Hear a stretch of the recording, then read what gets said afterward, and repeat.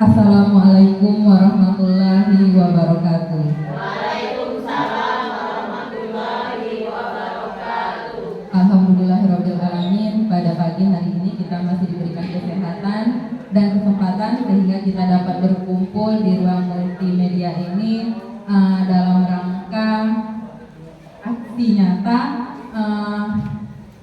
berbagi praktik baik pemahaman kami terkait budaya positif. Jadi terima kasih kami ucapkan kepada rekan-rekan guru semuanya yang telah hadir di sini, menyempatkan diri untuk hadir dalam kegiatan ini. Jadi kami bertiga, saya Ibu Nia Saryani, Ibu Ismareni, dan Pak Tommy Hendrawansa, calon guru penggerak angkatan 11 Kabupaten Karawang. Di sini kami akan berbagi terkait dengan budaya positif.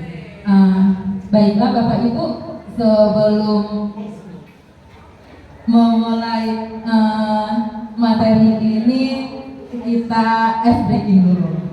Sifat. Oke. Dari HP tas. Oke. Jadi di sini saya minta kepada rekan-rekan untuk mengepalkan tangan. Oh, berdiri boleh.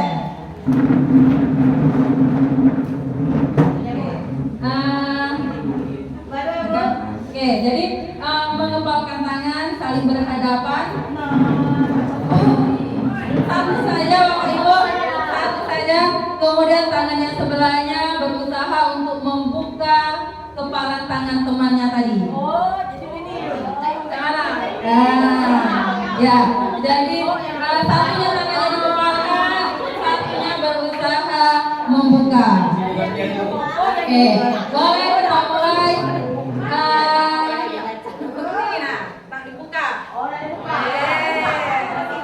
Oke, masing-masing. Silakan Bapak Ibu untuk berusaha membuka kepalan tangan temannya. 1, 2, 3. Terbuka. Jadi ternyata sih saya Bapak Ibu untuk membuka kepalan tangan. Oke, kira-kira apa yang kita dapatkan dari usaha untuk membuka kepala tangan tadi? Boleh Pak?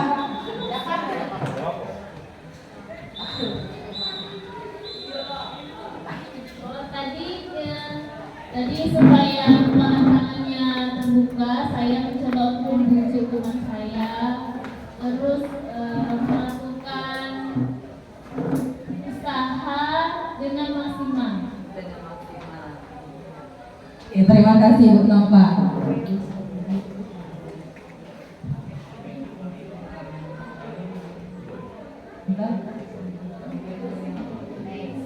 Oke, nah, jadi ini ya Bapak Ibu, sebenarnya dalam kegiatan ini sesungguhnya siapa yang memegang kendali atau kontrol untuk membuka atau menutup kepalan tangan. Jadi tentunya jawabannya kita sendiri, ya kan? Kita sendiri yang memegang kontrol atas kepalan tangan kita. Apakah kita membuka atau menutup kepalan tangan kita itu tergantung pada diri kita masing-masing, sesuai dengan kebutuhan dasar kita saat itu. Oke, lanjut Bu Ismareni. Nah, jadi ini sesuai dengan materi kita. Begitu juga kita seorang guru yang ingin mengontrol murid, ya kan? Jadi bahwa ilusi guru mengontrol, ilusi bahwa kritik dan membuat orang merasa bersalah itu dapat menguatkan karakter. Oke, lanjut. Nah, materi kita ini terkait dengan teori kontrol, karena bagaimana kita seorang guru itu tidak bisa kita mengontrol seutuhnya murid kita, ya kan? Kita hanya bisa mengontrol diri kita sendiri. Nah, Jadi menurut teori ini bahwa kita itu berusaha untuk memahami pandangan orang lain tentang dunia kita. Dan kemudian semua perilaku itu memiliki tujuan. Hanya kita yang bisa mengontrol diri kita. Dan kita itu tidak bisa mengontrol orang lain. Termasuk kita seorang guru tidak bisa seutuhnya mengontrol murid kita. Kalau di sekolah mungkin di depan mata kita bisa mengontrol murid kita. Tapi kalau misalnya sudah di luar, kita tidak bisa mengontrol seutuhnya. Dan perlu kolaborasi untuk menciptakan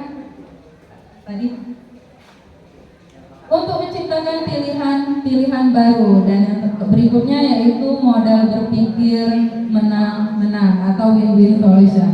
Jadi itu terkait dengan teori kontrol. Jadi terkait dengan budaya positif tadi, ini yang pertama itu terkait disiplin positif, bahwa menurut teorinya, teori kontrol, bahwa kita itu tidak bisa mengontrol orang lain, kita hanya bisa mengontrol diri kita. Begitu juga dengan makna disiplin, ya kan? Sesuatu menjadi seseorang yang kita inginkan, kita kan menciptakan kedisiplinan. Kemudian menurut teori ini bahwa semua perilaku itu memiliki tujuan. Nanti ada materinya terkait dengan teori motivasi, kemudian 5 posisi kontrol, dan bagaimana kebutuhan dasar manusia. Nah, terkait disiplin, ya kan? Ini bukan sesuatu yang asing bagi kita. Kita di sini di sekolah kita, alhamdulillah, itu sudah menerapkan kedisiplinan. Nah, disiplin itu artinya belajar, ya kan? Jadi bagaimana kita belajar kalau anak kemudian melakukan pelanggaran? Di pelanggaran itulah proses belajarnya. Yang kedua, disiplin ini membuat orang menggali potensinya menuju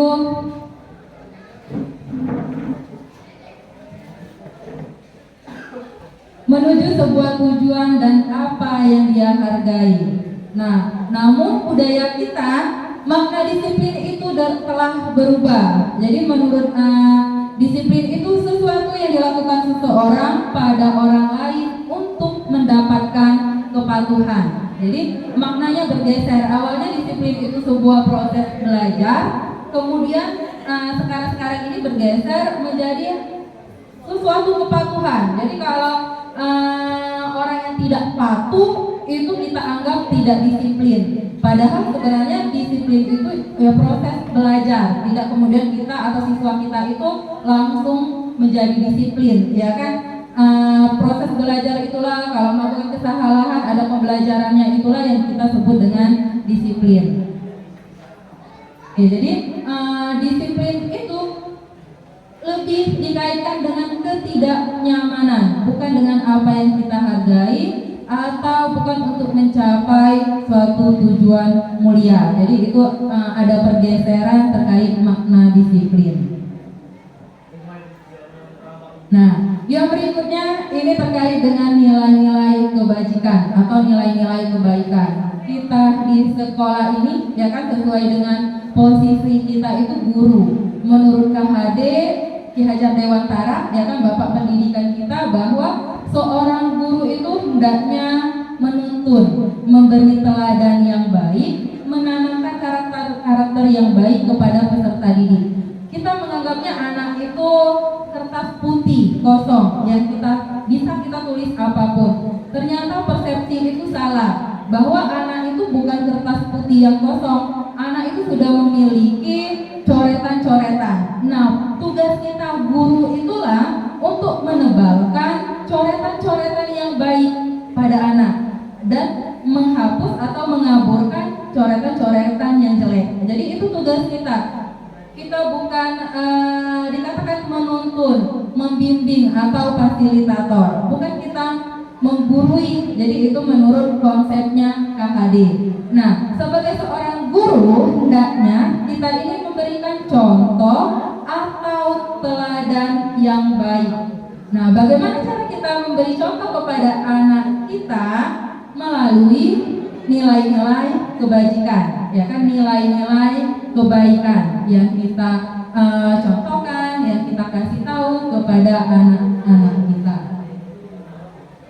Nah, nilai kebajikan itu apa? Sifat positif yang memiliki tujuan mulia yang ingin dicapai setiap individu. Nah, sesuai dengan profil pelajar Pancasila kita, ya kan? Yang pertama itu beriman, bertakwa kepada Tuhan Yang Maha Esa dan berakhlak mulia. Jadi sesuai dengan tujuan pendidikan kita, tujuan profil pelajar Pancasila, bahwa kita tadi menanamkan nilai-nilai yang menuntut anak itu beriman, bertakwa, dan berakhlak mulia. Itu yang pertama. Yang kedua, mandiri. Kan? Mandiri. Bagaimana anak itu mandiri? Jadi kita bisa menanamkan nilai-nilai. Misalnya nih, kita seorang guru memberikan tugas kepada anak. Bagaimana anak itu bisa mengerjakan tugas yang kita berikan itu secara mandiri. Berarti di situ kita itu sudah menanamkan nilai-nilai kebajikan. Yang ketiga, bernalar kritis, berkebinekaan global, bergotong royong, dan kreatif. Jadi termasuk kita memberi anak kita tanggung jawab setiap hari untuk piket kelas. Itu secara tidak langsung kita sudah menanamkan nilai-nilai kebajikan atau nilai-nilai kebaikan. Bagaimana ketika anak itu pada saat ulangan diminta untuk mengerjakan soal secara jujur, secara tidak langsung itu kita sudah menanamkan nilai-nilai kebajikan. Nah, nilai-nilai yang kita tanamkan di sekolah inilah yang kemudian diharapkan menjadi perilaku individu anak kita. Oke, yang berikutnya materi yang kedua itu terkait dengan teori motivasi, hukuman, dan penghargaan atau restitusi. Jadi motivasi perilaku manusia itu ada dua. Ada motivasi yang berasal dari luar yang disebut dengan motivasi eksternal. Ada motivasi yang berasal dari dalam diri yang disebut dengan motivasi internal. Jadi ketika anak itu melakukan perbuatan, bisa jadi yang pertama itu untuk menghindari ketidaknyamanan atau hukuman, ya kan? Kenapa kamu datang pagi? Biar saya tidak kena hukum. Kenapa pakai seragamnya lengkap? Supaya saya nyaman, ya kan? Nanti kalau tidak lengkap akan mendapat hukuman. Berarti itu anak itu lebih memiliki motivasi eksternal. Yang kedua, ada yang disebut untuk mendapatkan imbalan dari orang lain, ya kan? Kenapa membuat tugas? Karena saya mendapatkan nilai, ya kan? Itu berarti ingin mendapatkan imbalan. Motivasinya bukan berasal dari dalam diri. Nah, hendaknya, harusnya, ya kan, keinginannya, harapannya kita itu memiliki motivasi internal untuk menghargai diri sendiri. Kenapa tidak datang terlambat? Ya, karena kewajiban sebagai seorang pelajar itu datang tepat waktu. Begitu juga dengan tugas-tugas atau kegiatan lainnya. Jadi motivasi itu hendaknya datang dari diri pribadi.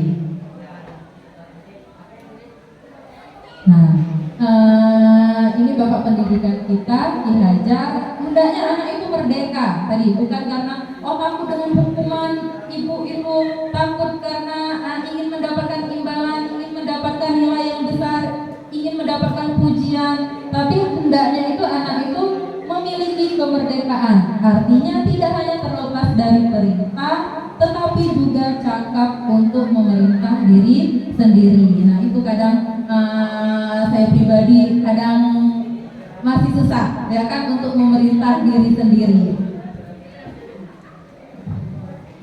Yang kedua, dihukum oleh penghargaan.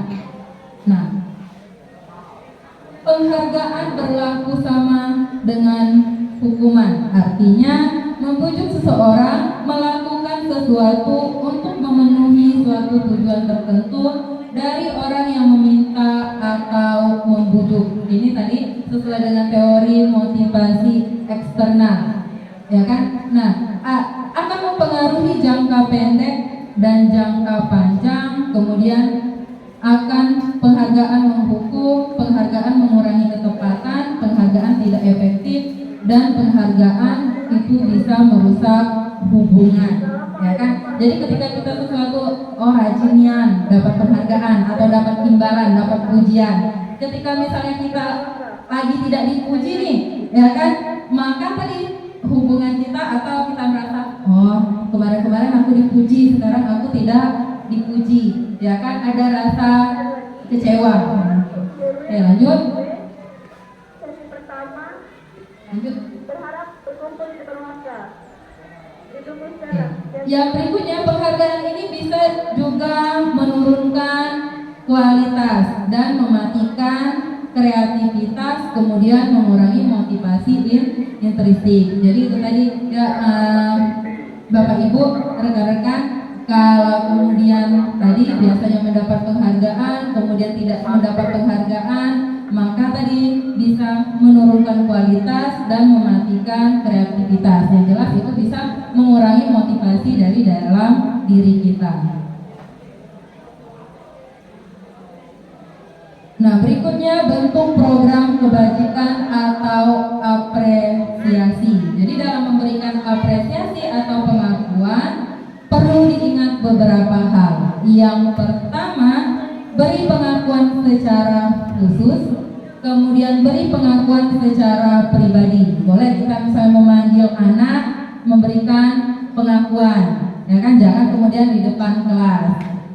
Kemudian beri pengakuan kepada semua murid secara bergantian. Kalau di kelas itu ada 30, mungkin hari ini kita memberikan pengakuan kepada murid ini karena berani maju ke depan. Besok kita bisa memberi pengakuan kepada murid yang lain karena mengerjakan tugas. Jadi tidak kemudian ada anak yang merasa tidak pernah diberi pengakuan oleh gurunya. Yang berikutnya, beri pengakuan itu secara konsisten dan ini yang paling penting, fokusnya pada proses, bukan pada hasil, ya kan? Sesuai tadi kita tidak bisa menuntut anak itu sama semuanya, ya kan? Tapi proses pembelajarannya itulah yang kemudian sebagai guru itu patut kita hargai. Ini contoh pengakuan, misalnya situasinya pada saat menolong murid baru di kelas. Bisa misalnya, kemarin saya perhatikan kamu menolong murid baru di kelas. Berarti itu kita sudah menanamkan nilai kebajikan, rasa empati. Atau misalnya, saya menghargai pada saat kamu membantu teman-temanmu di kelas. Berarti itu sudah menanamkan nilai kebajikan, kepedulian. Dan terima kasih untuk kamu yang memungut kertas yang berserakan di lantai, atau terima kasih sudah memungut sampah. Berarti itu menunjukkan menanamkan rasa tanggung jawab. Boleh Bapak Ibu kita refleksikan sama-sama. Kira-kira ini menurut Bapak Ibu hukuman atau konsekuensi. Mencatat 100 kali di dalam buku kalimat, saya tidak akan terlambat lagi karena terlambat ke sekolah. Hukuman atau konsekuensi? Hukuman atau konsekuensi? Hukuman. Boleh ringan. Yang kedua, lari mengelilingi lapangan basket 2 kali karena terlambat hadir di sekolah. Hukuman.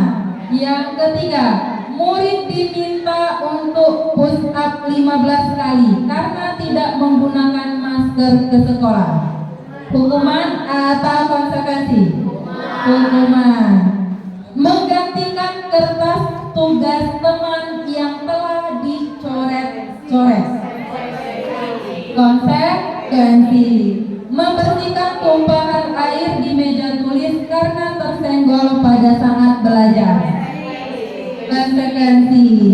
Murid disuruh untuk mengenakan sepatu seharian di sekolah karena tidak mengenakan sepatu hitam. Konsekuensi. Karena tidak menggunakan Iya, tidak mengenakan, tidak pakai sepatu hitam. Hukuman atau konsekuensi?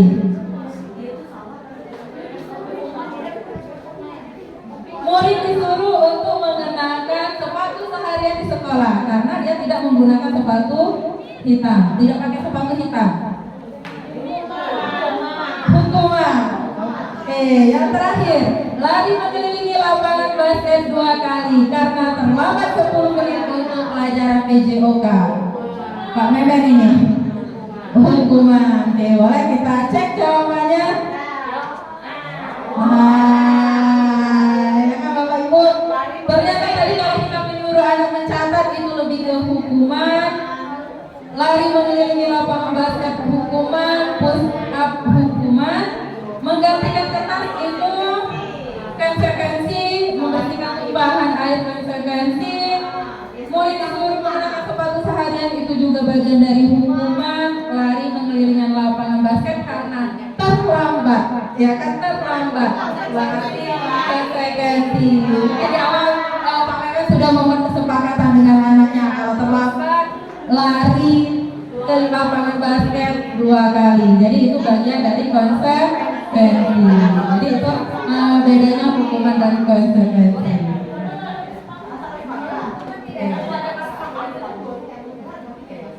Jadi ini bedanya apa hukuman dengan konsekuensi? Kalau hukuman tadi sesuatu yang menyakitkan tadi harus terjadi, mencatat 100 kali saya tidak akan terlambat, ya kan? Sesuatu yang menyakitkan, kemudian membuat anak sakit fisik maupun hati untuk jangka waktu yang lama. Anak bisa jadi akan membenci kedisiplinan, mendorong anak menyakiti diri sendiri, paksaan, konsep diri yang buruk, anak belajar untuk menyembunyikan kesalahan, marah, rasa bersalah, dipermalukan, kadang merasa tidak dihargai.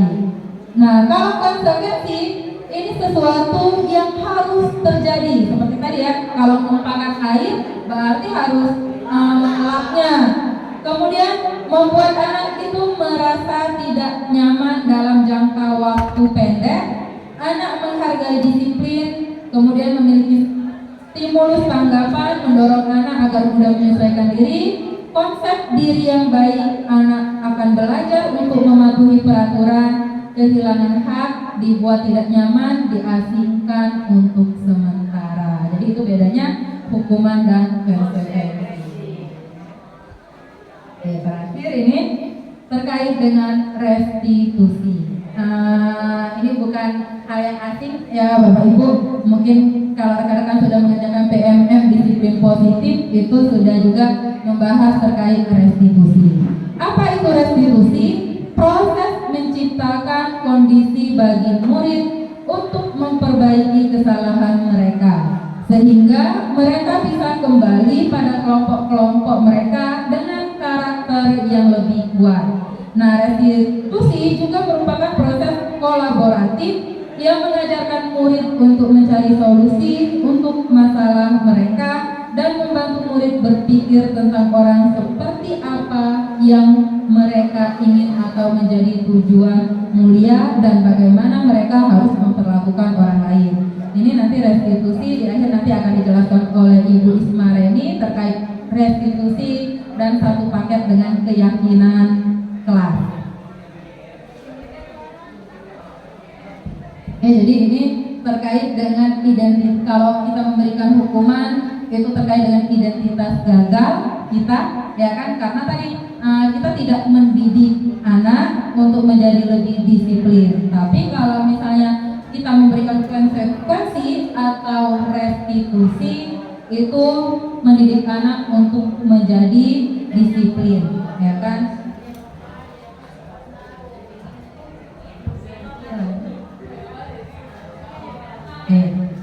Demikianlah pemaparan dari saya. Akan dilanjutkan bagaimana kemudian keyakinan kelas, teori motivasi. kebutuhan dasar manusia yang akan disampaikan oleh Pak Tommy.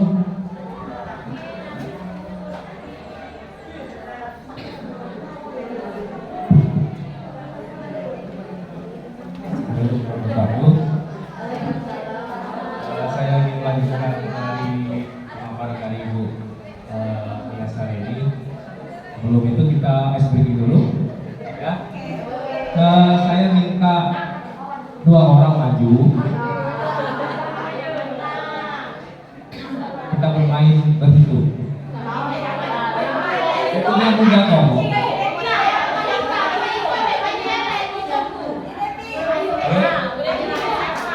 Oke, Pak Musiki.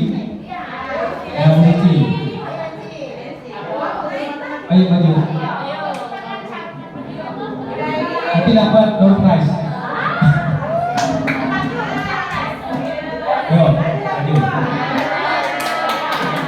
Kita main berhitung sampai 20. Nah, mainnya sudah ya. Seperti ini. Kita hitung sampai 20, yang menyebut 20 artinya dia benar. Sampai 20 saja. Langkah awalnya dia majunya minimal 1 kotak, 1 langkah atau 2 langkah. Misalnya seperti ini. Kita suwi dulu, boleh? Oke, nah langkah awalnya dia pertama angka 1 atau 2, kemudian dibalikan ke Elsa boleh nambah 1 sampai 2. Yang sampai yang menyebut sampai 20 itu pemenang. Paham? 2 langkah. Misalnya seperti ini, Rizky kan yang menang dari siapa? Rizky, misalnya dia menyebut 1 atau 2. 2. Nah, Elsa boleh menambahkan 3 atau 4 sampai selanjutnya. Bermain strategi sampai mana kita menyebutkan sampai 20. Yang menyebut 20 itu adalah bisa dijawab.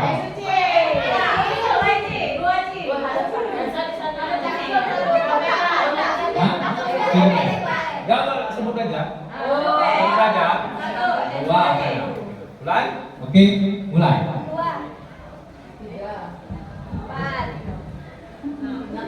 Nah, oke. Oh, 7. Kamu lagi.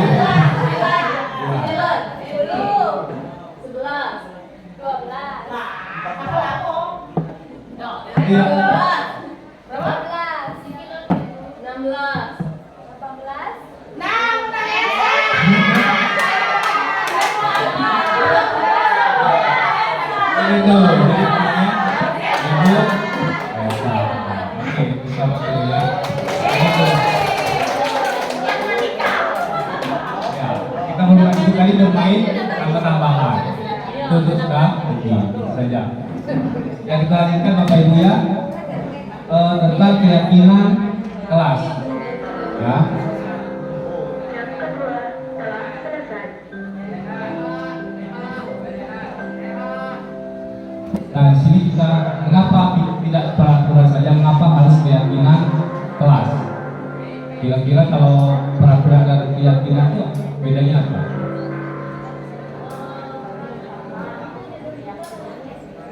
Ya? Saya sendiri, mengapa kita memilih peraturan harus menggunakan helm bila mengendarai kendaraan roda 2?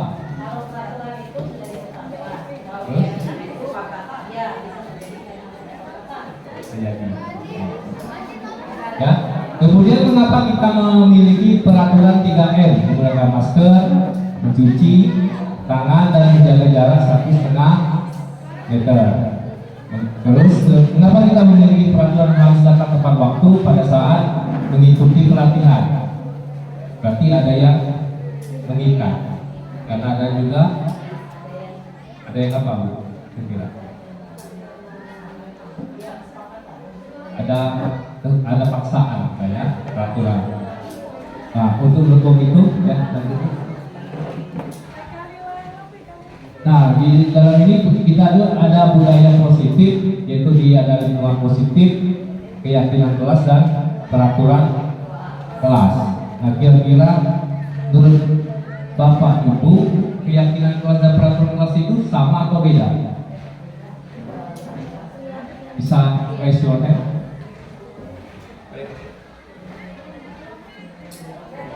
Beda?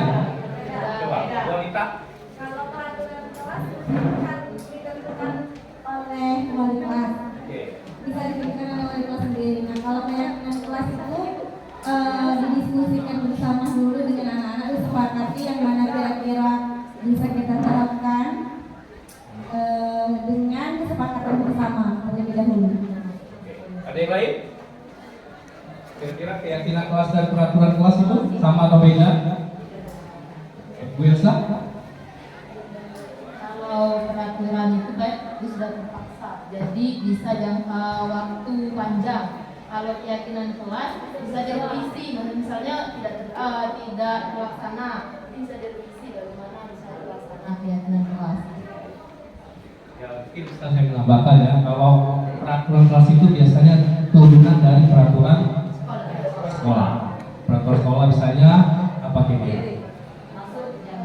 Masuk jam 7, pulang jam ya, misalnya pakai seragam sesuai aturan sekolah. Saya tidak merokok, tidak membawa narkoba, itu termasuk peraturan kelas. Kalau keyakinan kelas itu kita buat bersama dari siswa sama wali kelas atau guru mata pelajaran. Oke. Nah, ini yang mana merupakan keyakinan kelas. Kesepakatan kelas sebenarnya datang tepat waktu. Kira-kira kalau kita buat di sini kita ada kesepakatan kelas, kira-kira apa, Bapak Ibu? Kalau menurut kita di sini, misalnya Bapak Ibu yang ada misalnya kita anggap baik enggak ada, kita di sini kita membuat keyakinan kelasnya gimana? Contohnya?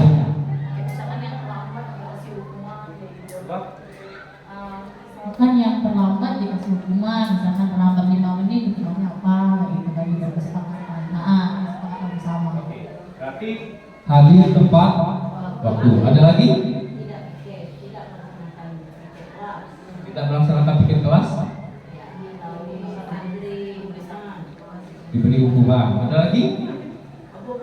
Kalau bisa sih kita mengenai konsekuensi ya. Saya lagi. Artinya menjaga kebersihan kelas. Ada lagi? Ya, boleh. Berdoa sebelum belajar. Itu artinya kita menciptakan budaya-budaya yang positif, berasal dari nilai-nilai kebajikan. Ya, misalnya juga menghargai teman yang berpendapat.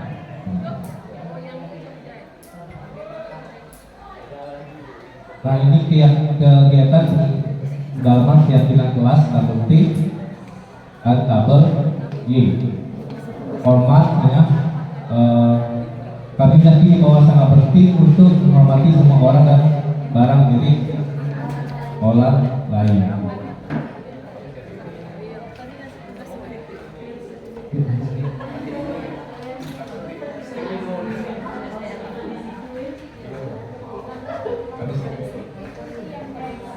Nah, menurut ini peraturan selalu kembalikan buku ke tempatnya. Gimana? Termasuk keyakinan kelas? Yang mana keyakinan kelas ini termasuk keyakinan kelas atau bukan? Selalu kembalikan buku ke tempatnya. Bisa jadi?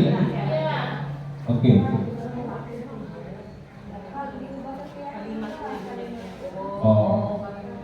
Ya, bagaimana kita coba buat kalimat dari peraturan selalu kembalikan buku ke tempatnya, buat kalimat keyakinan kelas.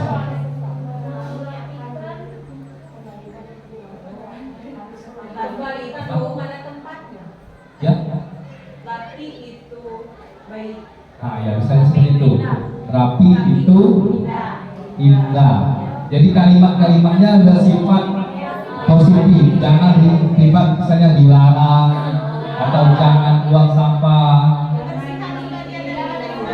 Oke, bisa juga kebersihan sebagian daripada iman. Jadi kata-katanya lebih bermakna positif, bukan melarang. Misalnya dilarang atau jangan atau tidak. Itu kalimat-kalimat yang negatif tadi ya, yang dilarang, jangan. Jadi kita harus menggunakan kalimat-kalimat yang sifatnya positif. Saya selalu kembalikan buku ke tempatnya. Artinya misalnya kita boleh menggunakan kebersihan sebagai daripada iman, atau dilarang mengganggu orang lain, atau apa kalimat positif yang kira-kira. Ya.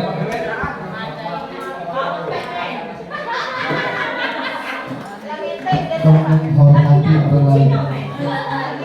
Oke. Menghormati orang lain. Nah, itu kalimat positif. Misalnya hari sekolah 5 menit sebelum pembelajaran dimulai. Kira-kira apa?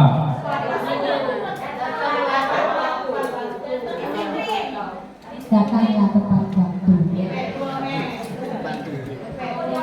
Datang tepat waktu. Dilarang melakukan kekerasan. Ya, karena itu iya. Oke. Dilarang menggunakan narkoba. Say no to drug. Oke. Bergantian atau menunggu giliran. Budayakanlah anti. Boleh. Gunakan masker.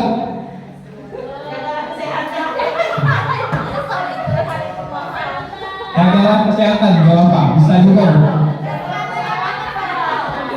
Jangan berlari di kelas atau koridor.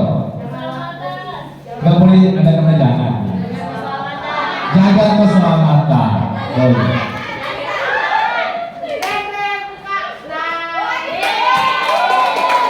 Ya, berlari tanggung jawab, menghormati orang lain, menghormati orang lain, kesehatan. Kau cantik deh ya.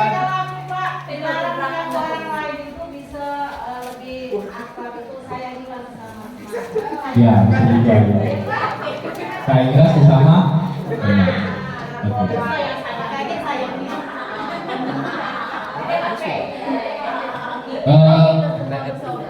Lanjut kita ya.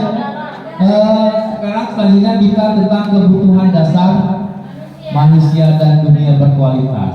Kira-kira kalau kita pasti memiliki kebutuhan dasar manusia. Kira-kira apa? Makan. Terus kesenangan. Apa lagi? Kebutuhan Desma. Kira-kira selain makan, coba jalan-jalan, apresiasi dari orang lain. Oke. Nah, kebutuhan dasar manusia itu kita bagi menjadi 5. Ya. Pertama yaitu bertahan hidup. Nah, yang Bapak Ibu tadi ngomong itu, makan tadi itu termasuk bertahan hidup. Sandang, pangan, papan, ya, itu termasuk bertahan hidup. Kemudian kasih sayang dan rasa diterima. Ya, kasih sayang ini yang setiap manusia pasti memiliki, pengen disayang. Ya, tidak cukup dengan materi. Kasih sayang itu ya. Dan rasa diterima itu juga bisa, misalnya kita diterima di suatu kelompok. Kalau tidak diterima suatu kelompok, kita sendiri kan, tidak enak. Jadi kita butuh kasih sayang dan rasa diterima. Kemudian kesenangan, ya mungkin kata orang healing lagi ya. refreshing, ya. Tapi refreshingnya nanti terbatas karena ya mungkin cuti ya bisa. Kemudian ada penguasaan. Penguasaan itu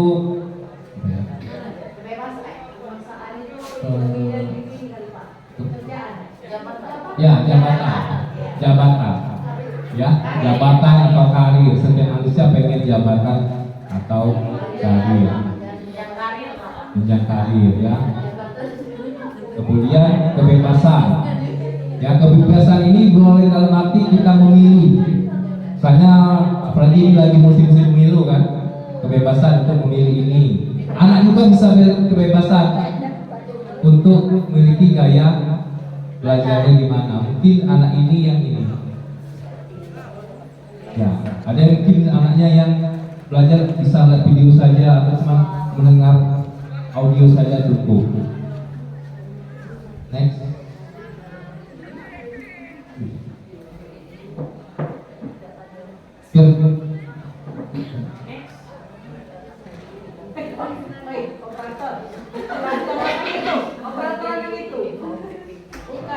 Ya, tadi kebutuhan dasar manusia dan apa Bu bisa diulangi? Bertahan hidup, terus kasih sayang, rasa diterima, kebebasan, penguasaan. Ya, jadi 5 itu merupakan kebutuhan dasar manusia yang harus dipenuhi. Ya, salah satu saja tidak dipenuhi, gimana rasanya? Tidak seimbang ya. Misalnya kita apa? Bertahan hidup sudah, tapi kasih sayang tidak ada. Ya, kata kebebasan tidak ada. Nobody's perfect. Tapi yang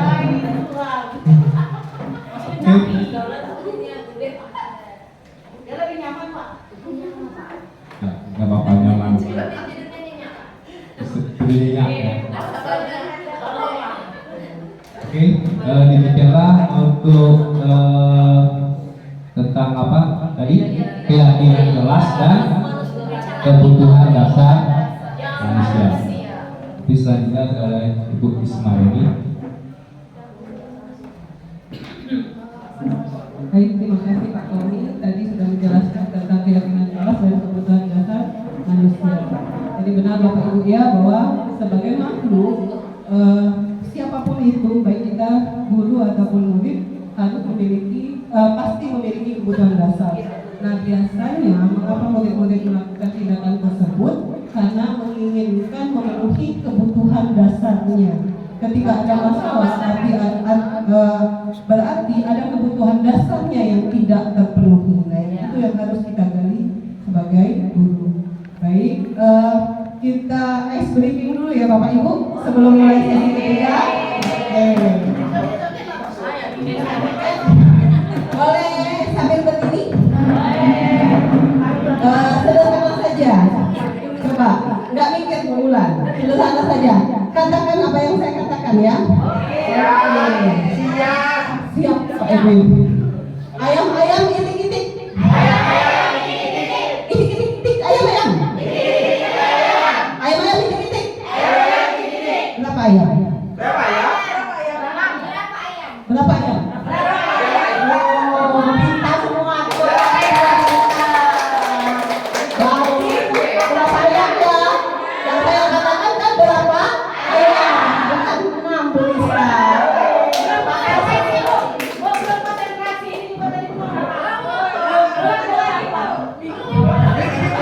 Oke, baik. Katakan apa yang saya lakukan, apa yang saya katakan ya. Lakukan apa yang saya katakan. Mulut. Lakukan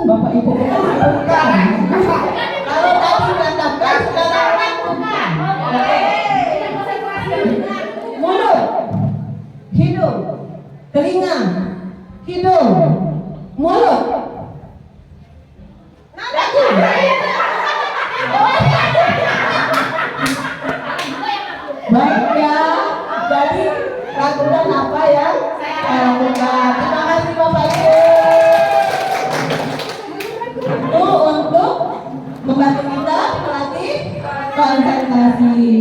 Baik Bapak Ibu, terima kasih kehadirannya di sini. Biar kita fokus kembali, ini sesi terakhir. Mudah-mudahan ini memberi wacana, memberikan pengetahuan bagi kita. Tadi teman saya berdua sudah menjelaskan tentang beberapa konsep budaya positif, dan ini konsep yang terakhir yaitu tentang 5 posisi kontrol guru dan restitusi. Ini sesuatu yang menarik dan sesuatu yang sangat penting kita pahami agar kita mampu menimbulkan budaya-budaya positif di sekolah. Yang pertama kita akan membahas dulu tentang 5 posisi kontrol guru. Baik, itu sudah timbul di depan, sudah tampil, terlihat Bapak Ibu? Bisa ya? Bisa dibesarin dulu. Iya.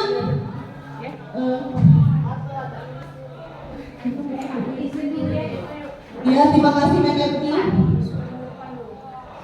Ya, ini terlihat lebih baik? Ya, terima kasih teman-teman. Jadi kita sehari-hari bertahun-tahun bahkan sudah melakukan tugas kita sebagai guru. Nah, ini sesuatu yang penting kita ketahui karena ternyata selama ini kita, katakanlah bukan kita, Bu Ismail ini saja gagal menempatkan posisi kontrol kita selaku guru, sehingga kita tidak mampu menimbulkan budaya-budaya positif di sekolah. Nah, terlihat dari konsepnya bahwa kita memiliki bahwa guru berguru itu ada motivasinya, terus ada posisi kontrol guru itu ada 5, yaitu yang di pertama posisinya adalah penghukum, pembuat rasa bersalah, teman, pemantau, dan manajer.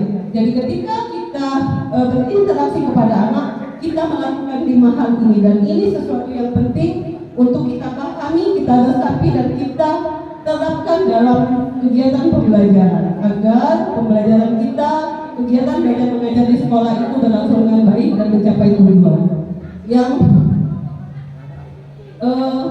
Nah, kita Bapak Ibu dari posisi paling kiri harus bergeser pada posisi paling kanan. Jadi kita nanti lihat apa yang pernah kita lakukan. Mungkin kadang-kadang berubah-ubah posisinya, mungkin di sana-sana saja, mungkin atau sudah pada posisi tertentu. Nah, jadi ada identitas gagal dari guru. Jadi guru itu tidak dianggap memiliki identitas yang gagal ketika dia berada muridnya juga akan gagal. Kata Bu Nia tadi, murid berada pada posisi gagal kalau guru bertindak sebagai penghukum dan pembuat rasa bersalah. Oke, yang kedua, guru dan murid berada pada identitas berhasil atau sukses. Kontrolnya dari luar juga, itu jika menjadi teman atau pemantau. Jadi kalau kita selaku guru itu jadi teman atau jadi pemantau, kadang-kadang kita pernah jadi teman ya Bapak Ibu. Ayo anak-anak tolong ibu. Pada satu kasus tertentu itu tidak sudah baik tapi tidak efektif. Nah, maka identitas yang benar dan berhasil dan sukses itu ketika guru memiliki kontrol diri sebagai manajer. Nah, kita lihat satu persatu ya Bapak Ibu. Jadi ketika identitas gagal selaku penghukum atau pembuat rasa bersalah, anak akan menghindari hukuman. Kalau kita jadi penghukum dan pembuat rasa bersalah, apa yang akan dilakukan anak? Motivasi anak adalah menghindari hukuman. Jadi itulah mungkin yang terjadi kalau kita menghukum anak lari, kalau kita panggil anak lari karena kita penghukum. Terus kalau identitas sebagai teman atau pemantau, anak akan selalu mengharapkan penghargaan. Padahal kata Bu Nia tadi rekan saya bahwa penghargaan juga sama dengan hukuman. Itu tidak memberikan hasil yang efektif kepada anak. Maka posisi yang benar itu yang paling baik adalah ketika kita menjadi manajer, maka anak akan menghargai dirinya sendiri. Nah, seperti apa ciri-ciri penghukum? Kita bersama akan melihat posisi kita Bapak Ibu ya. Kita bersama di sini. Penghukum itu adalah ketika menghardik-hardik, menunjuk-nunjuk, menyakiti, menyindir. Nah, kalau kalimat keras seperti itu artinya menghukum. Selanjutnya, kata-katanya seperti apa? Guru berkata, kalau kamu tidak melakukannya, awas ya, rasakan. Kadang-kadang kita suka mengancam seperti itu ya Bapak Ibu. Gak usah merasa bersalah, tapi sudah mungkin ya terjadi. Maka di sini kita belajar bersama. Oke, ya mungkin ya. Oke, hasilnya apa bagi anak? Hasilnya adalah memberontak, menyalahkan orang lain, berbohong. pernah nggak kita itu ajak siswa bicara, tapi kita bicaranya keras karena akan berbohong.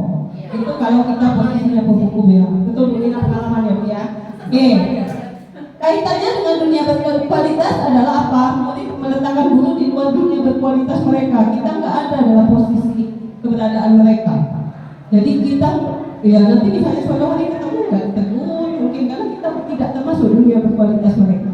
Terus murid berkata, biarkan saja, nanti juga marah lagi. Itu kalau kita bertindak sebagai penghukum. Dan saya rasa kita semua mungkin pernah melakukan kesalahan yang sama ya. Oke, dampak pada murid ulangi kesalahan, nggak akan ada hasil kalau kita bertindak sebagai guru. Kalau kita bertindak membuat rasa bersalah, ini juga tidak efektif Bapak Ibu. Kalimatnya sederhana, lembut, ya, tapi seperti ini, berceramah dan mengatakan seharusnya ibu kecewa, ibu merasa tidak bahagia, seperti itu membuat rasa bersalah. Guru akan berkata, kamu sudah tahu, ibu lelah sekali mengatakannya, ibu stres, bla bla bla bla. Nah itu, iya, ibunya curhat ya berulang, itu membuat rasa bersalah. Sebaiknya Bu Meria, iya. Hasilnya anak juga akan berbohong. Ya, oke. Dan kaitannya dengan dunia berkualitas, kita juga berada di luar posisi mereka. Enggak disayang nantinya sama anak-anak seperti itu ya. Selanjutnya murid berkata, karena kita luput, dia luput juga, maafkan saya Bu, tapi tetap nggak ada hasilnya. Maka dampak pada murid merasa tadi. Kalau kita selalu menyalahkan yang kamu tuh seperti ini, tidak baik seperti ini, maka anak akan merasa tadi. Nah, posisi yang lebih baik, ya lebih baik identitas berhasil sudah, tapi belum sangat efektif adalah kita teman. Kalau teman membuatkan alasan untuk murid, kalimatnya, ayolah lakukan demi ibu. Masa kamu tidak mau? Ingat, tidak, ibu pernah bantu kamu. Kalau kita kalimatnya seperti itu, berarti kita memposisikan diri sebagai teman. Kita teman bukan Bapak Ibu buat murid kita. Teman. Pada posisi guru kita teman, bukan manajer. Ya, oke. Hasilnya murid ketergantungan ibu terus. Karena kita memposisikan kita teman. Maka murid meletakkan kita di dunia berkualitas mereka. Memang ini lebih baik daripada hukum. Selanjutnya murid berkata, saya pikir Bapak Ibu teman saya. Ternyata begitu. Jadi kita diletakkan sebagai teman, padahal bukan ya Bapak Ibu. Maka dampak bagi murid yang lemah, tidak mandiri dan bergantung. Padahal salah satu profil pelajar Pancasila adalah mandiri. Baik, selanjutnya pemantau. Pemantau itu melihat apa? Menghitung, mengukur. Guru berbuat menghitung, mengukur apa, bagaimana perilaku muridnya. Guru berkata, apa peraturannya? Itu lebih baik, tapi tampaknya masih belum efektif, belum sangat efektif. Terus hasilnya menyesuaikan diri bila diawasi. Terus kalau diawasin saja dia menyesuaikan diri, kalau nggak diawasin dia tidak menyesuaikan diri. Terus murid meletakkan dirinya di dalam dunia berkualitas guru. Murid berkata, berapa banyak bintang yang harus saya peroleh, berapa halaman yang harus saya tulis, berapa, karena diukur, ya, dipantau. Maka hasilnya adalah menitik beratkan pada sanksi atau hadiah darinya. Jadi itu tadi masih balik hukuman dengan penghargaan. Maka kita selaku guru saat ini harus meletakkan diri kita sebagai manajer. Apa itu manajer? Guru mengajukan pertanyaan, tanya saja sesuatu, tanya sebanyak mungkin. Mereka yang harus belajar, maka mereka yang ditanya, ya, ditanya pada hal-hal yang positif. Maka guru berkata, apa yang kita yakini, apa yang bisa kau kerjakan untuk memperbaiki masalah ini. Nah itu kalau kita posisinya manajer. Nanti ke segitiga restitusi ya Bapak Ibu. Selanjutnya hasilnya menguatkan pribadi, anak itu akan kuat Bapak Ibu. Maka kita akan berada di posisi murid meletakkan dirinya sebagai individu yang positif dalam dunia berkualitas. Terus murid berkata, bagaimana caranya saya bisa memperbaiki keadaan. Jadi kata Mulia tadi, motivasinya dari dalam diri, intrinsik, ya, itu motivasi terbaik, bukan dari luar. Maka selanjutnya dapat bagi murid mengevaluasi diri bagaimana cara memperbaiki diri. Maka orang-orang yang berhasil itu adalah salah satu yang paling harus ditanamkan adalah mampu merefleksi diri sendiri.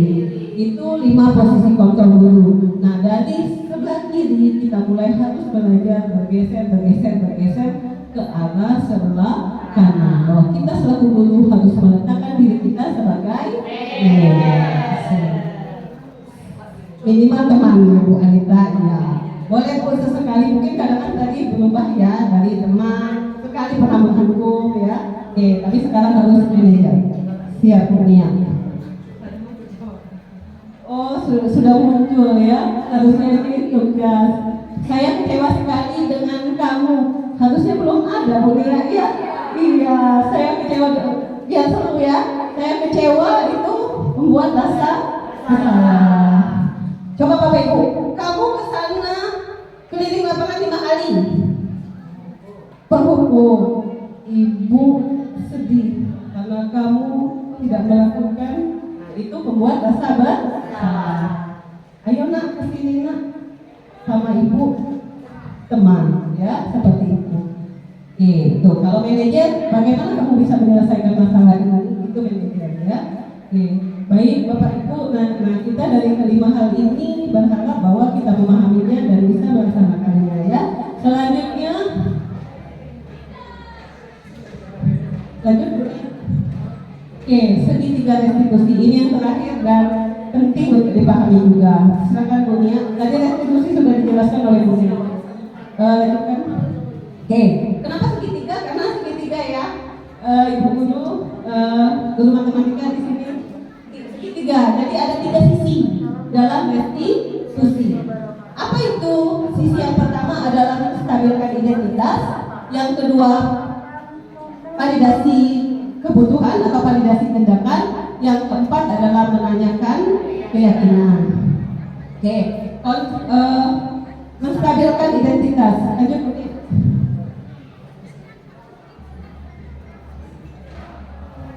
Baik, di depan ya, menstabilkan identitas. Apa itu menstabilkan identitas? Jadi seperti ini Bu, restitusi itu adalah ketika anak berbuat gagal, berbuat salah, nah bagaimana guru mengembalikan anak itu pada posisi yang benar dan berperilaku positif. Nah, yang kita lakukan 3 tindakan itu. Hasilnya insya Allah kalau 3 tindakan itu anak akan berperilaku positif. Jadi gak akan anak lari, gak akan anak membenci kita. Kalau kita menghukumkan anak bisa membenci ya. Nah, kalau kita lakukan 3 ini, anak akan kembali pada posisi memiliki budaya atau disiplin positif. Yang pertama yaitu menstabilkan identitas. Apa fungsinya? Untuk membuat anak yang merasa gagal karena berbuat salah menjadi positif terhadap dirinya. Contoh, nanti kita belajar bersama ya Bapak Ibu ya. Sekarang kita lihat konsepnya dulu. Guru berkata bahwa salah itu hal yang manusiawi. Tidak ada manusia yang sempurna. Bapak Ibu juga pernah buat salah. Kita pasti bisa menyelesaikan permasalahan ini.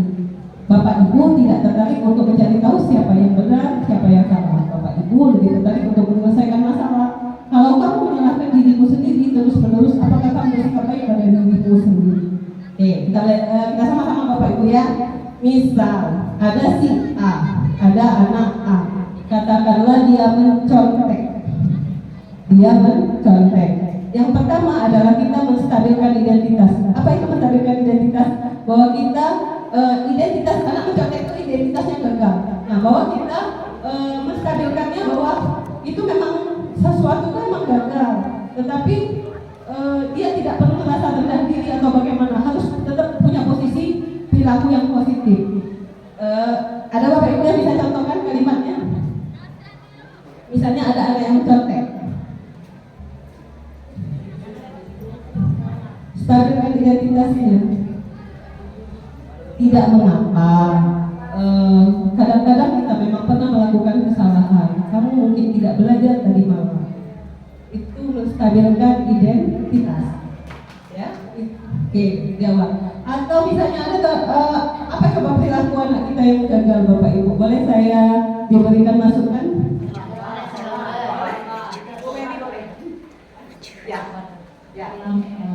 Terima kasih terlambat untuk melakukan ibadah sholat zuhur. Ya betul. Nah, boleh supaya nanti dibantu menstabilkan identitasnya. Misalnya si B terlambat sholat zuhur. Berikan siswa. Iya, tapi katakan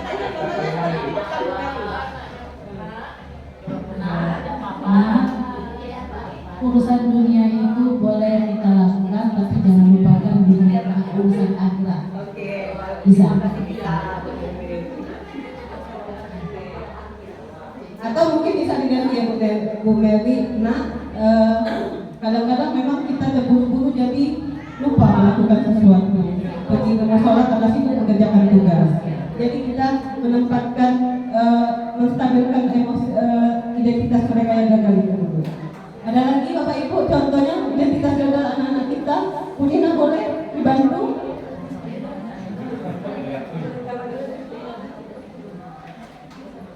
Banyak ketemu di lapangan, ibu bapak ya, anak tuh sakit, nggak tahu ada emak, tapi tidak makan ke sekolah.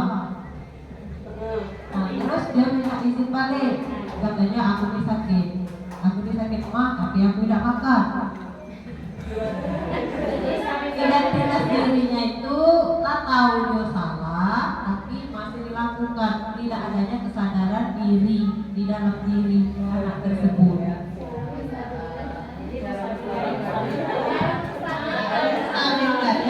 Nah, lain kali kalau mau berangkat ke sekolah, sarapan dulu. Kalau udah tahu sakit, nggak usah nak ke sekolah.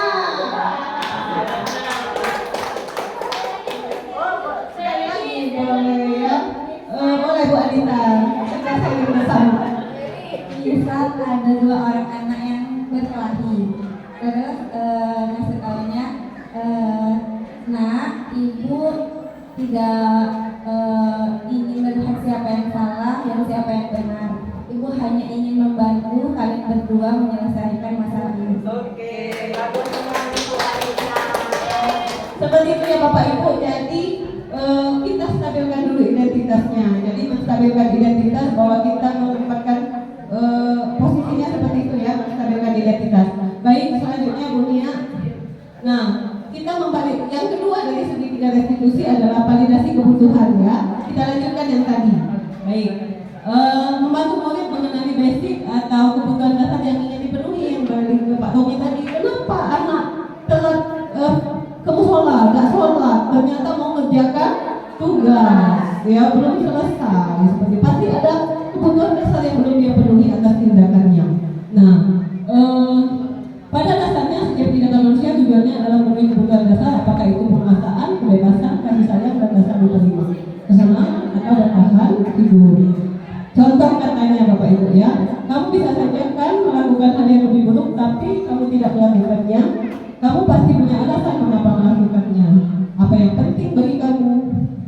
Kamu boleh tetap berusaha menjaga sikap itu, tapi tambahkan sikap yang lain yang baru. Maukah kamu belajar cara lain untuk mendapat yang kamu butuhkan tanpa kasus mengukur? Apakah kamu bisa melakukannya dengan lebih baik? Coba kita lanjutkan yang tadi berarti. Yang validasi kebutuhan. Bonita boleh ya? Oke, lanjutkan. Tadi berkelahi ya, setelah dikasih dikasih identitas tadi, kemudian validasi kebutuhannya, karena dia berkelahi ditanya, si A, kenapa kamu memukul teman kamu? Mungkin ada alasannya. Si B akan menjawab, ibu sebenarnya saya memukul dia karena dia tidak mau bermain bersama saya. Jadi kita tahu bahwa ternyata kebutuhan dia itu bukan yang memukul karena apa, tetapi karena ingin temannya bermain. Ya seperti itu.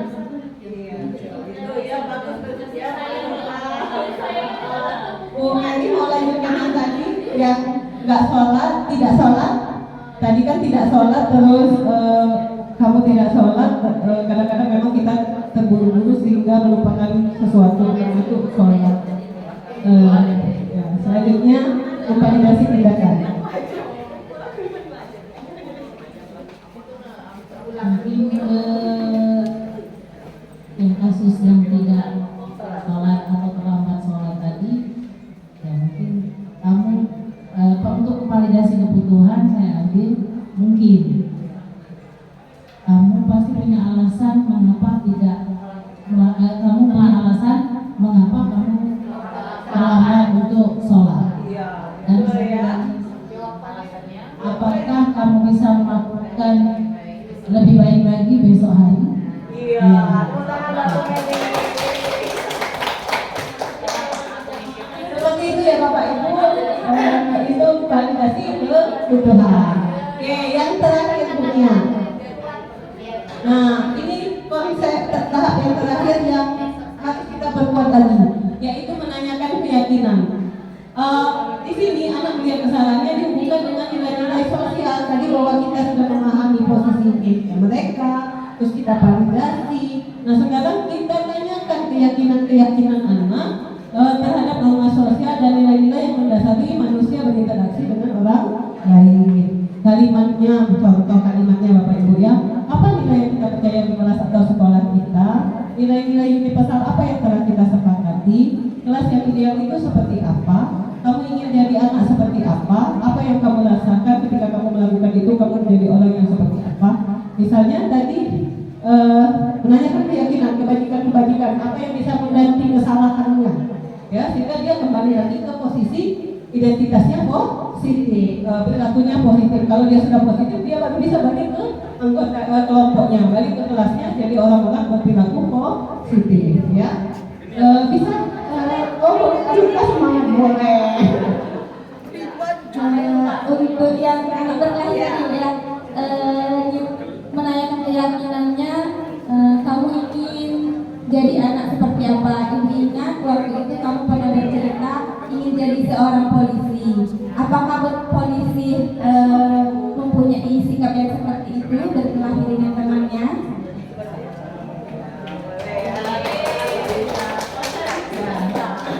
Jadi kalau boleh kita tambahkan, bagus sekali Bu Anita ya. Jadi misalnya anak berkelahi tadi boleh juga kita tambahkan, kalau jika berkelahi itu perilaku kamu melanggar keyakinan yang mana dari keyakinan yang kita yakini bersama, dari nilai-nilai kebajikan yang kita akui bersama. Maka anak akan menjawab apa jawaban anak-anak kira-kira ibu-ibu, bapak-bapak kalau berkelahi. Tidak saling menghargai, dia akan tidak saling menghormati. Kalau begitu, apa yang bisa kamu lakukan? Ya, iya, saling menghormati Bu, meminta maaf Bu, dan lebih sabar Bu. Dia akan punya solusinya sendiri. Bukan kita yang memberi solusi. Dia akan mengetahui bahwa tindakannya salah dan dia tahu apa yang harus dia lakukan. Itu di posisi menanyakan keyakinan. Jadi kita sebagai manajer saja memberikan pertanyaan-pertanyaan. Ya, ada lagi yang mau tambahkan? Bu Meli boleh? Bu Meli lagi? Boleh. Masih lagi tadi, ya lanjutan yang tadi Bu Meli. Boleh, berhubung lanjutan tadi, makanya lanjutan lagi menanyakan keyakinan. Mungkin kita bisa langsung tanya, apa sih manfaatnya kamu meninggalkan sholat? Gitu. Terus ya, apakah itu baik untukmu? Apakah rugi? Karena waktu sholat itu tidak bisa diulang lagi. Siap, kira-kira seperti itu Bapak Ibu ya. Jadi kita tanya keyakinannya. Kalau tidak sholat, keyakinan apa yang kita langgar? Nilai-nilai apa yang kita langgar? Dari profil pelajar Pancasila apa yang kita langgar? Apa yang kita tidak penuhi? Nanti kemungkinan dia akan menjawab itu Bu, saya tidak beriman dan bertakwa kepada Tuhan yang Maha Esa. Apa yang harusnya kamu lakukan? Bagaimana cara memperbaikinya? Sholat tepat waktu. Adakah yang bisa Ibu bantu? Seperti itu.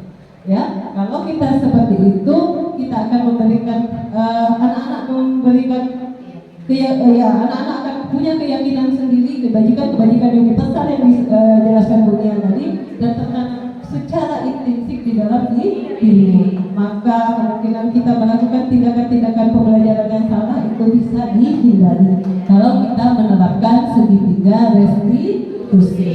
Jadi ada 3 tadi ya Bapak Ibu. Yang pertama memvalidasi, menstabilkan identitas. Iya, menanyakan keyakinannya. Baik Bapak Ibu, luar biasa dimasukkan kasih semuanya sudah berada di sini. Semoga apa yang kita lakukan bersama di sini ada manfaatnya bagi kita dan bagi pendidikan Indonesia. Ya, semoga kita mampu mewujudkan profil murid yang memiliki profil belajar Pancasila. Terima kasih. Baik Bu Nia, Pak Tommy boleh ke depan sini.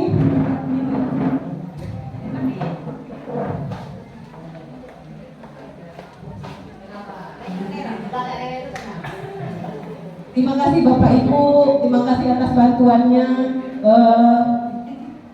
Luar biasa, tidak mampu berkata-kata kami, tapi ini satu bentuk pembelajaran bagi kita bersama. Semoga kita jadi guru-guru yang hebat. Wassalamualaikum. Saya akhiri dengan wassalamualaikum warahmatullahi wabarakatuh.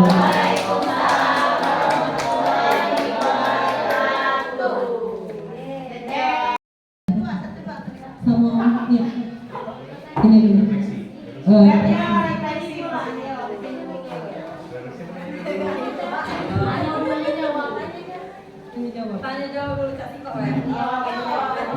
Satu boleh, dua boleh.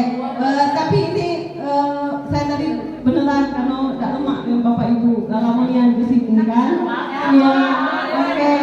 Boleh ya. Terima kasih Bapak Ibu. Kita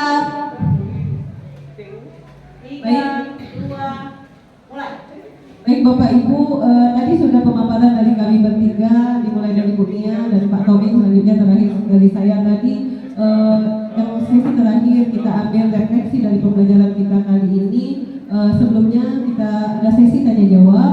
Bila ada yang belum dimengerti atau ada saran, ide-ide seperti itu untuk kebaikan sekolah kita, maka kami persilakan. Bu Mary boleh? Atau siapa Bu Anita boleh? Boleh, silakan Bu Anita. Terima kasih atas kesempatan yang diberikan. Ini karena sebagai guru muda yang masih minim pengalaman untuk menerapkan posisi kontrol guru dan segitiga restitusi tadi Bu. Kalau misalnya kita menghadapi satu orang siswa yang melakukan hal yang negatif, mungkin saya sebagai guru muda terbayang untuk menerapkan 5 posisi kontrol ataupun segitiga restitusi yang dijelaskan tadi. Nah, tapi bagaimana apabila di dalam kelas itu yang melakukan kesalahannya itu secara berkelompok dan bukan hanya satu orang, misal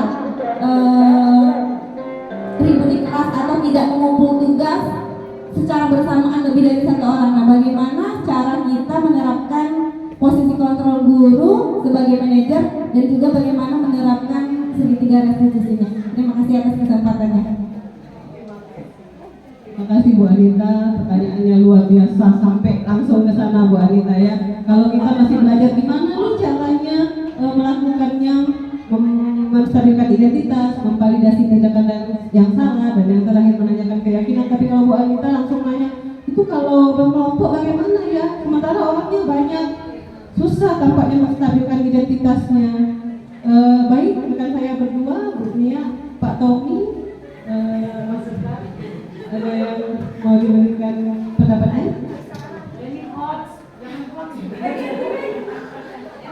Oke, pertanyaannya kepada Bu Anita, itu bukan permasalahan Ibu Anita saja, tapi permasalahan kita semua di sini, ya kan?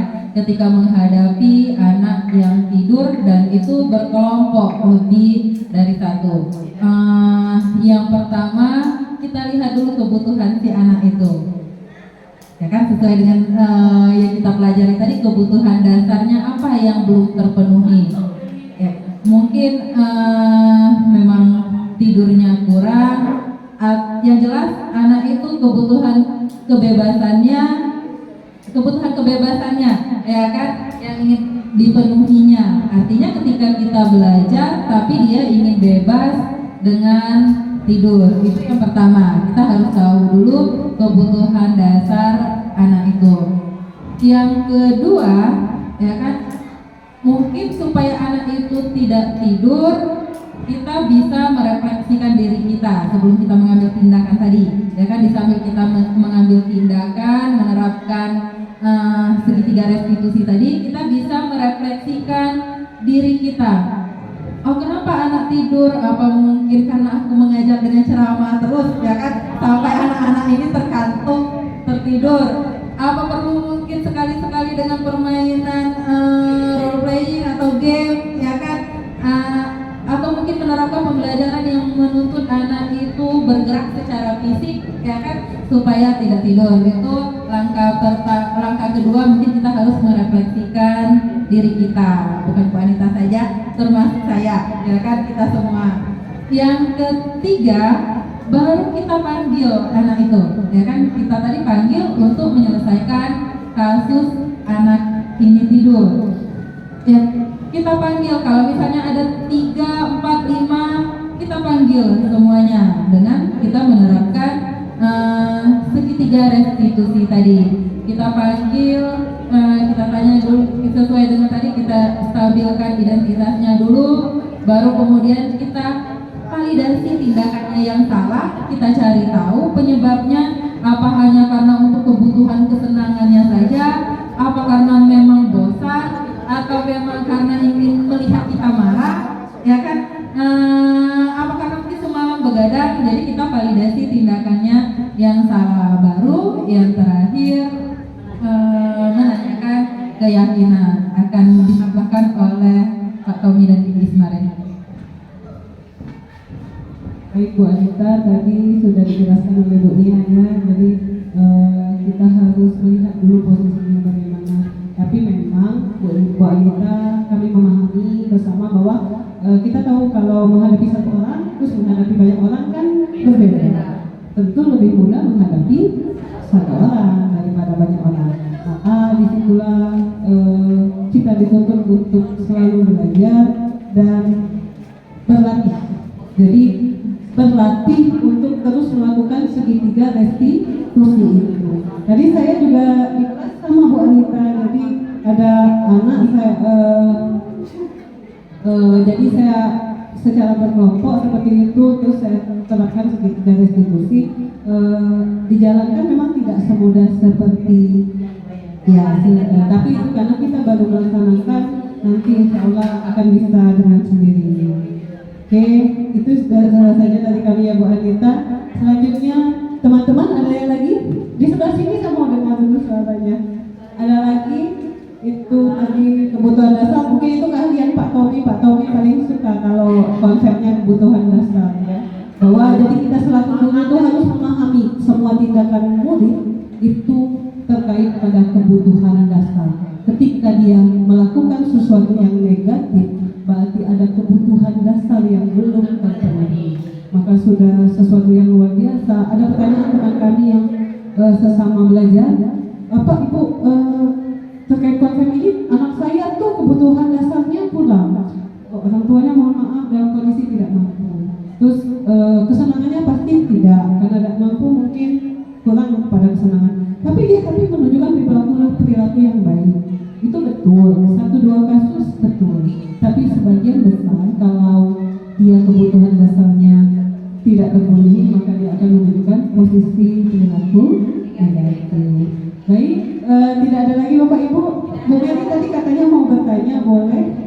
Iya, silakan Bu Meli. Baik, terima kasih. Sebenarnya bukan bertanya, Bu. Bisa dikatakan refleksi menyimpulkan. Jadi apapun sudah kami pahami tadi belajar, jujur banyak ilmu ya Bapak-bapak, ilmunya selama ini kami salah. Menghukum anak itu ya kita itu salah, kita semua salah. Yang pertama kita menghukum siswa itu ternyata tidak baik dan tidak menyelesaikan permasalahan. Jadi intinya kita sebagai manajer itu harus mencari mencari permasalahannya apa, sebenarnya menyelesaikannya anak itu sendiri. Nah, kita hanya menengahi permasalahan anak itu apa. Ya sepele, salah satu tadi berkelahi, tidak buat tugas. Nah, kalau berjamaah tadi, berkelompok, berarti kita lebih dihadapkan lebih sulit menghadapinya. Tapi sudah saya sama Bu Okta tadi, 2 orang siswa saja jawabannya pasti beda ya, apalagi berjamaah seperti tadi. Jadi kesimpulan kita pelajaran hari ini sangat berarti. Jujur saya pribadi, mudah-mudahan rekan-rekan yang ada di sini juga, bahwa kita sebagai pendidik itu kalau mau berubah ya inilah, guru sebisa itu belajar dari dari orang lain juga, bahwa apapun yang terjadi di kelas itu kita yang sendiri yang menyelesaikan. Kita sebagai manajer tidak boleh limpahkan ke orang lain. Permasalahannya apa, anak itu sendiri juga yang menyimpulkan. Jadi kita membuat anak itu sadar dari kesalahan dia sendiri, walaupun kesalahan itu sepele. Nah, jadi dari tadi kesimpulan dari Bu Ismail ini, kita harus cari permasalahannya, permasalahannya apa, menyelesaikan, dan anak itu sendiri yang menyelesaikannya. Saya rasa itu saja Bu, kesimpulannya sungguh luar biasa ilmunya. Terima kasih kami di sini. Jadi kami kedepannya bisa mulai belajar walaupun tidak sempurna yang diminta oleh sebagai profil pelajar Pancasila. Terima kasih. Assalamualaikum warahmatullahi wabarakatuh.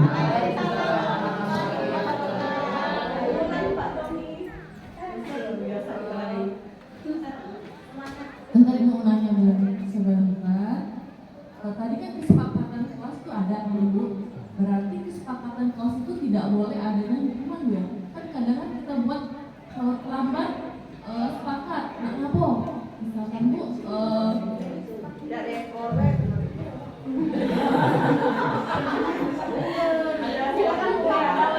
ya oke tadi kalau tidak datang dekor misalkan Bu, berarti dia kesepakatan kami harus denda 1.000 misalkan Bu. Nah itu termasuk hukuman atau bisa boleh dilaksanakan atau tidak boleh? Kita sebagai manajer tapi itu kan harus bertanya, mengulik pertanyaan apa, kenapa dia tidak datang misalkan. Nah itu kira-kira posisikannya itu bagaimana Bu? Apakah sudah benar atau sudah salah? Kan jangan bingung kita mau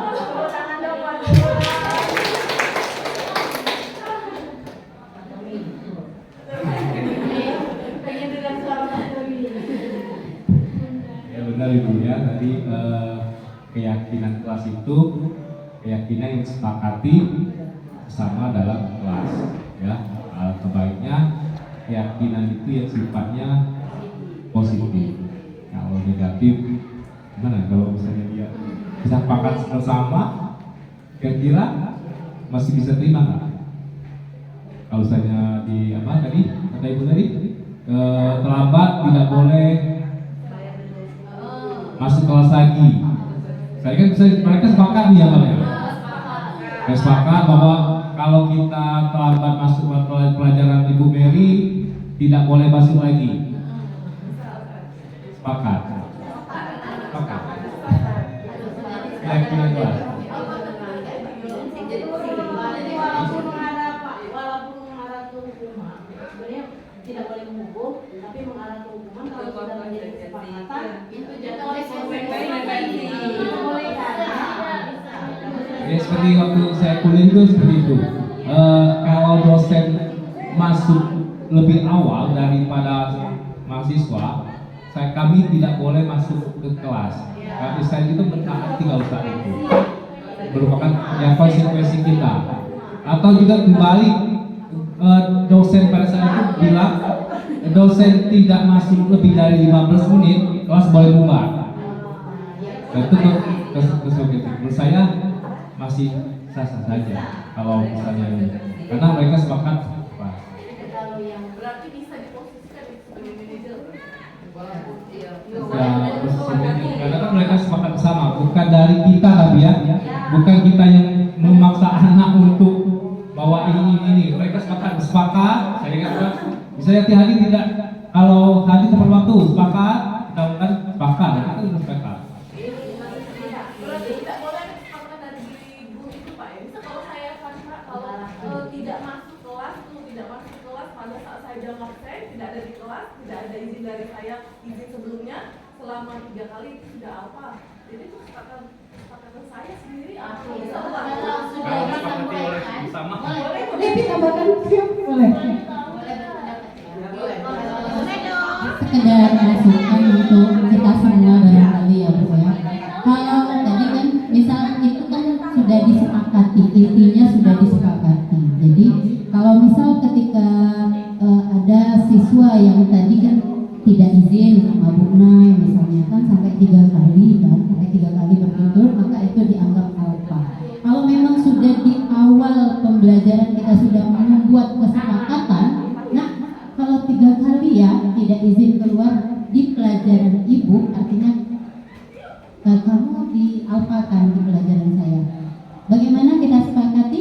ya sudah disepakati. Berarti itu ketika ada yang melanggar, berarti dia bukan lagi hukuman, berarti konsekuensinya dia apa? Pendapat saya seperti itu secara masukan. Oke, terima kasih. Wassalamualaikum warahmatullahi wabarakatuh. Terima kasih Bu Devi, benar sekali. Idealnya sebelum memulai pelajaran itu kita membuat kesepakatan dengan anak yang kelas kita itu aja. Tapi biasanya kan kita tidak kemudian setiap masuk hari ini pagi membuat kesepakatan terus, kadang lupa. Tapi pasti biasanya di awal semester kita sudah membuat kesepakatan. Ketika anak tidak mengikuti kesepakatan yang kita buat bersama-sama, maka dia menerima konsekuensinya. Ya Bu Naya, kita memahami bersama kegalauan Bu Naya. Guru ini punya banyak kegalauan ya. Jadi kalau hukuman dilakukan guru tanpa aba-aba, ya. Jadi insidental, anak tidak punya persiapan apa yang akan diterimanya, itu hukuman spontan. Jadi anak pun mungkin akan melakukan meresponnya spontan, maka akan timbul tindakan-tindakan negatif. Itu hukuman. Jadi kalau kesepakatan sudah disepakati bersama, semua murid dan guru bersama-sama membuat kesepakatan dan akan menerima konsekuensi dan dilandasi oleh keyakinan kebajikan universal. Kesepakatannya tidak boleh yang negatif. Nah, kalau melanggar maka timbullah konsekuensi, bukan lagi hukuman, walaupun tampaknya antara hukuman dan konsekuensi tidak jauh berbeda. Ketika sudah diyakini bersama, disepakati bersama, dia akan jadi konsekuensi. Kita sudah manajer, kan kita manajer anak-anak. Apa yang kita yakini kebajikan universal yang harus kita yakini bersama di kelas kita, apa yang kita sepakati itu Bu Nay sudah jadi manajer. Nah, tapi walaupun memang tampaknya jadi hukuman, kan? Jadi di awal Bu Nay selaku wali kelas sudah punya kesepakatan. Jadi dia konsekuensi, bukan hukuman Bu Nay, nggak usah takut. Iya, tetap sebagai manajer. Jangan anak tidak tahu kalau iya. Biasanya kita berhukum tuh karena kita tidak disepakati di awal. Ya, itu baru hukuman kalau tidak disepakati. Tapi kalau tidak hadir piket kerjasama ya Bu, ini Mary ya, kerjasama datang 3 kali berturut-turut terus didenda apa atau dia diminta apa, itu masih konsekuensi, masih kita sebagai manajer, bukan hukuman. Ya, bukan penghukum. Takut kita bayar saya sekarang posisi kita, karena kalau penghukum kita berada pada posisi negatif. Nah, bagaimana Bu Nay bisa diterima ya? Jadi nggak usah khawatir, tidak galau lagi ya Bu Nay. Ya, kita sebagai guru ini penuh kegalauan. Ya, oke. Baik. Iya, Bu Mary, boleh ditambahkan? Sudah, oke. Ada lagi yang galau-galau? Sudah ya, luar biasa. Jadi itu tadi sesi pertanyaannya. Tadi refleksinya sudah direfleksi Bu Mary ya. Alhamdulillah kita bersama hari ini. Jadi refleksinya tadi bahwa saya tegaskan lagi bahwa pembelajaran kita hari ini adalah bagaimana kita mengembangkan budaya-budaya positif di sekolah melalui tadi nilai-nilai kebajikan, keyakinan kelas, kebutuhan dasar manusia, 5 posisi kontrol guru, dan terakhir segitiga restitusi. Sesuatu yang tampaknya mudah tapi sulit tapi mudah asal kita bersama ya guru SMA 1 tebing tinggi, maka semuanya akan berjalan dengan baik. Baik Bapak Ibu, terima kasih. Semoga kita menjadi guru-guru yang hebat, maju bersama, hebat semua. Kami bertiga terima kasih atas kebersamaannya hari ini. Kami akhiri dengan wabillahi taufiq wal hidayah. Wassalamualaikum warahmatullahi wabarakatuh.